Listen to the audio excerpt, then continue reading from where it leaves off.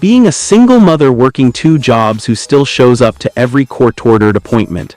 That's hard. You know what else is hard? Being a recovering addict who fights every day to stay clean and still makes every meeting. That's hard. What you're describing isn't hard, it's lazy.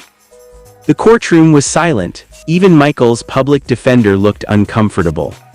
The judge continued, "I'm revoking your probation. You'll serve 90 days in county jail. Maybe that will teach you that second chances aren't infinite."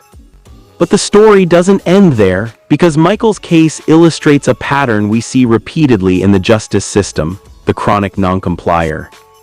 These are people who, for whatever reason, immaturity, addiction, mental health issues, or just plain irresponsibility, cannot or will not follow even the simplest court orders.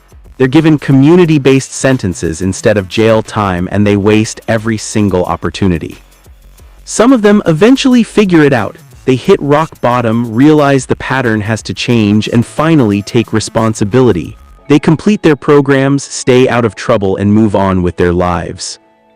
But others keep cycling through the system, violation after violation, arrest after arrest. Each time their situation gets worse, the sentences get longer, the judges get less patient, the options become fewer.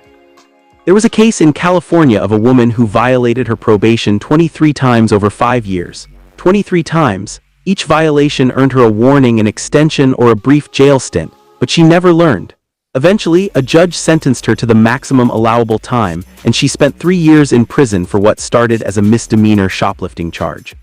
3 years for stealing $50 worth of makeup. Not because of the theft itself, but because she couldn't follow simple probation rules for half a decade. It's tragic in a way, because these aren't usually bad people. They're often people dealing with addiction, poverty, mental health issues, or just general life chaos. The system tries to help them with treatment programs and second chances, but help only works if the person accepts it. And some people don't. They view probation requirements as suggestions rather than orders. They treat court dates as optional. They assume judges will always give them another chance. Until one day the chances run out. Michael served his 90 days. When he was released, he was placed on probation again, this time with strict conditions and electronic monitoring. As of the last public record, he's complied. Maybe jail was the wake-up call he needed. Or maybe he just finally ran out of second chances.